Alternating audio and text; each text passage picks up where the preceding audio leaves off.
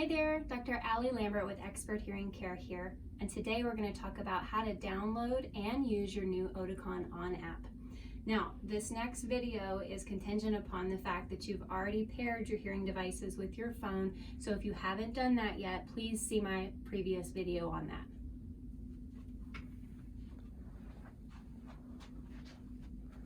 Because I have an iPhone, that's obviously what I'm going to show you how to do this with, but if you have an Android, all you have to do is go into your Play Store and do the same as I'm about to.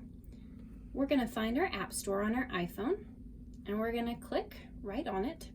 And what we're looking for is Oticon, O-T-I-C-O-N, on. And it's usually the first option that pops up on your screen. We're going to click right there and scroll down to it. And I already have this app downloaded on my phone, but if you don't, it'll ask you to download right here. So you'd go ahead and press your download and wait for it to do so.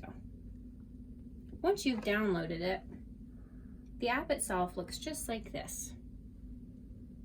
And now we're ready to open it up.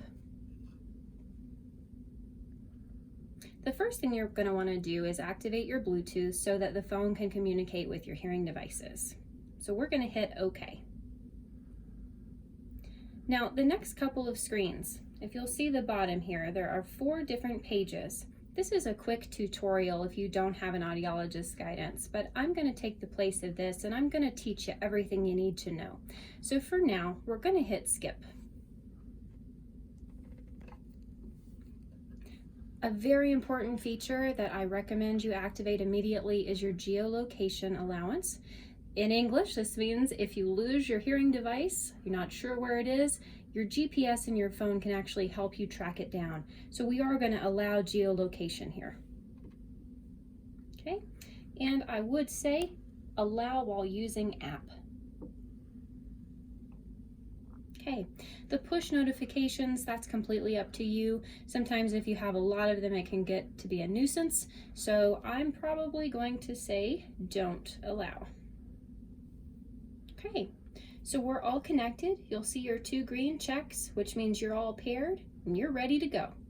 So now we're going to hit continue. When you open the app, after you've set it up initially, okay, this is the screen that you'll see. Most of the time, you're going to spend your time in either remote control or hearing aid.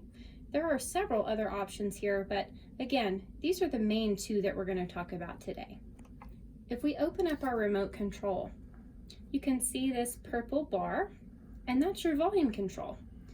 0 on both sides means that you're at that home or default setting, and you have a lot of room to play. If something's a bit too loud, you can take your finger and drag down to -1. If you find yourself in contact with a whispery type person, you can raise that volume on up to +1. If you go back to 0, which is where we recommend you stay most of the time, your hearing aids are going to give you a double beep or that beep, beep, beep, beep, just to let you know that you are back in that home setting. I'm going to try to hit the highlights here because there are a lot of fun things that you can do with your hearing devices, but if you need a quick mute, that's what you hit this little speaker button for.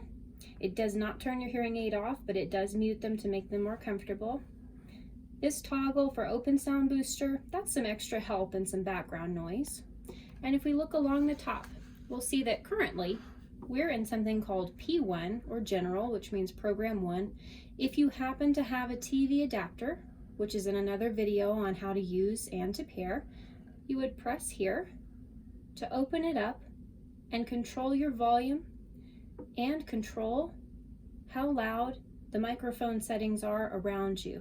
In other words, if you didn't want to hear anything going on in your home while you were watching the television, you could bring your volume down and purely hear the television.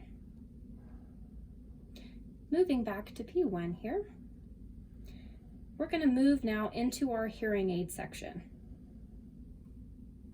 This is important because it allows you to see your battery life for each individual device.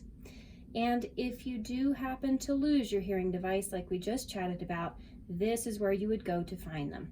So find my hearing aids. It's very easy to use. It uses Google Maps to locate the last place on the earth that your phone was talking to your hearing devices. And if you lose them in your house, which a lot of our patients do, you can play hot and cold with them with the bars at the top. The more they fill up with white, the closer you are to the hearing device, and vice versa.